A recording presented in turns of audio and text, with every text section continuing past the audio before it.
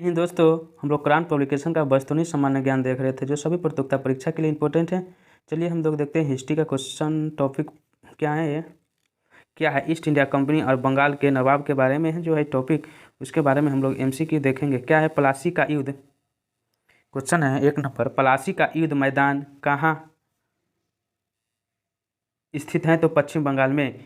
England के east India company की भारत में प्रथम निर्णायक सैन्य सफलता मानी जाती है तो हो जाएगा बक्सर का युद्ध के समय।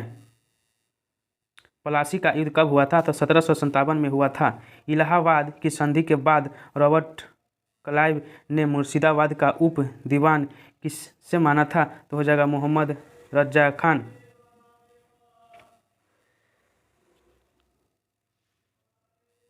फिर 5 नंबर क्वेश्चन है, कुछ गड़बड़ हो गया था इसके लिए सॉरी।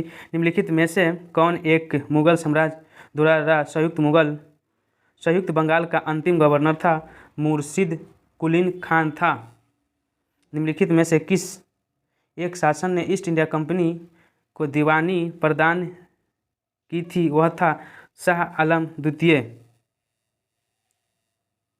ईस्ट इंडिया कंपनी और बंगाल के नवाब के बीच जब प्लासी का युद्ध हुआ उस समय मुगल बादशाह कौन था? तो हो जाएगा आलमगीर द्वितीय।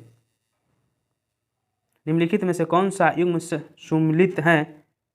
तो बी नंबर होगा वांडीवास का युद्ध फ्रांसीसी विरुद्ध ईस्ट इंडिया कंपनी। निम्नलिखित में से कौन सा युद्ध था जिसने भारत में ब्रिटिश प्रभुत्व को प्रारंभ किया था? तो प्लासी का युद्ध। निम्न में से किसने अपनी राजधानी मुर्शिदाबाद से मुंगेर स्थानांतरित किया था? तो मीर कासिम। सन 1765 ईस्ट इंडिया कंपनी को बंगाल की दीवानी किसने प्रदान किया था? तो मुगल सम्राट को।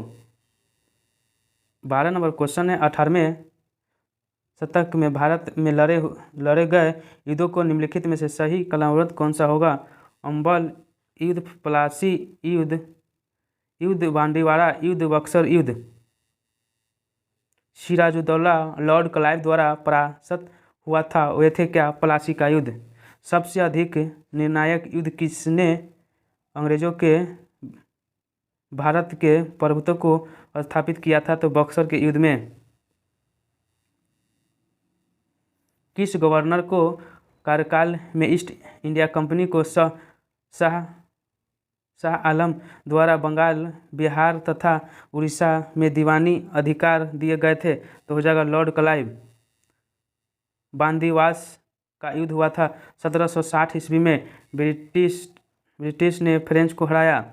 भारतवर्ष में ब्रिटिश साम्राज्य के स्थापक कौन थे? तो लॉर्ड क्लाइव थे। बक्सर के युद्ध के समय दिल्ली का शासक कौन था? बक्सर के युद्ध के समय दिल्ली का शासक कौन था? सो पूछा जा रहा है। तो यहाँ पे इसका आंसर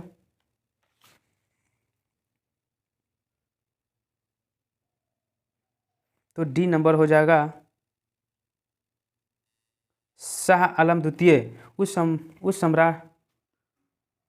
शाह आलम द्वितीय ने ईस्ट इंडिया कंपनी को बंगाल, बिहार तथा उड़ीसा की दीवानगी किया था। तो 12 अगस्त 1765 में। निम्न में से भारत में अंग्रेजों का सर्वाधिक फिरोज हुआ था?